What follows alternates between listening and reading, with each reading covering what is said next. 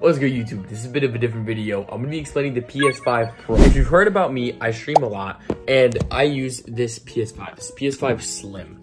I've actually bought two PS5s in the past year, and both of them have started to not work. So I wanted to bring up in this video on the PS5, not only the price, but kind of the differences that we're going to have with the PS5 Pro.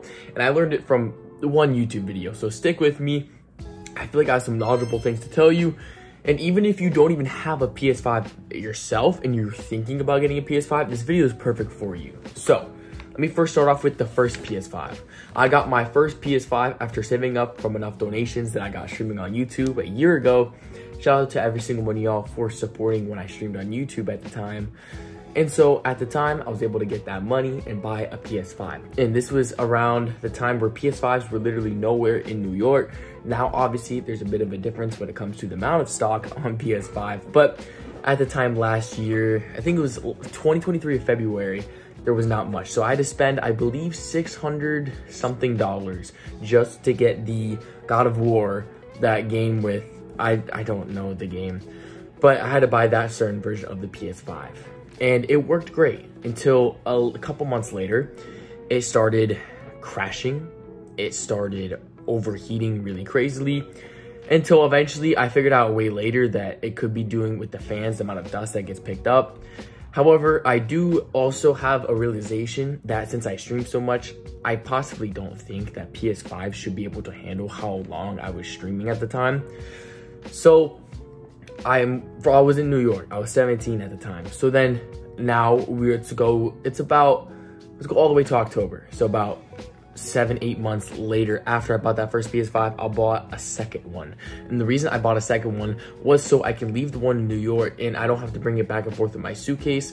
Since you have to go through TSA, you have to take it out, and sometimes the people working at TSA aren't really gentle with, you know, your stuff, which, you know, it would be nicer if they were a bit more polite with, you know, moving the stuff, but obviously it's their job to just keep things moving, so I can fully understand their side.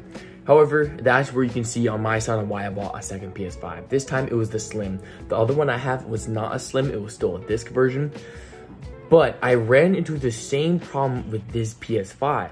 It only took a couple months for this PS5 to literally just have my streams crash after about an hour. The overheating has been absolutely insanity, and it literally feels like a sauna. And there's a couple things I've done.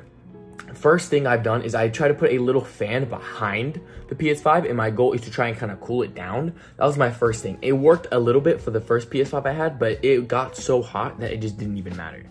And now what I got to do was I tried to clean this PS5 as best as I possibly could as someone who's a complete noob at it, and to try and make sure I could easily be able to put it back together. I've tried my best to clean it as best as I can. I know it wasn't the best job, but cleaning it did absolutely nothing. So why I'm saying this and why I told you this story is that these two PS5s that I bought only lasted me a couple months. However, I'm not saying this will be the same case for you. My friend V Prospect bought a PS5, the same place where I bought this PS5 Slim, and he has had zero problems. No overheating, no crashing, none of that.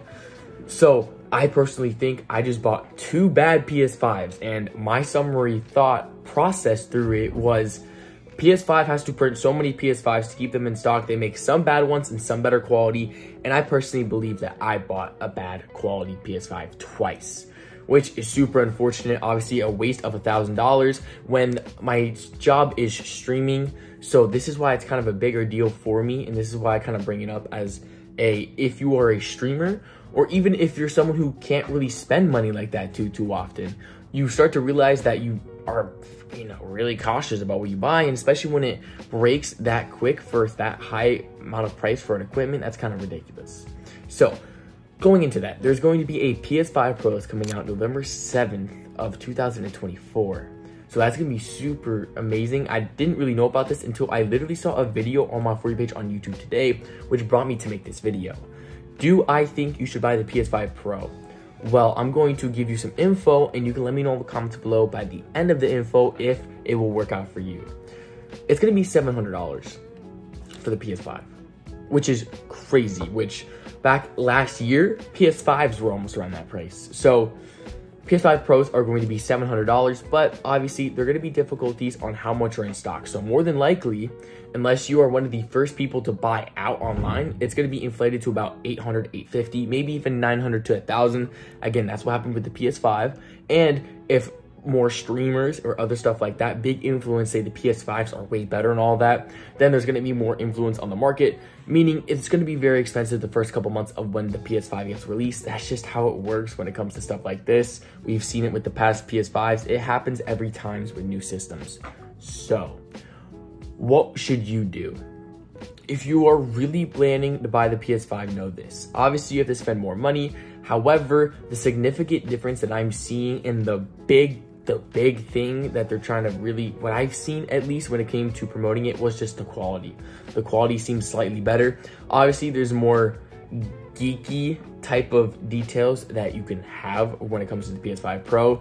Obviously, like I said, I'm trying to explain this as a noob to a noob. If you are a pro and you're trying to watch this, my bad, bro. But big thing is, does this PS5 going to have the same problem as this PS5 Pro? Going to have the same problem as normal PS5? Are they going to have to print as high as possible and deal with quantity over quality? Because this is what we're doing with the PS5.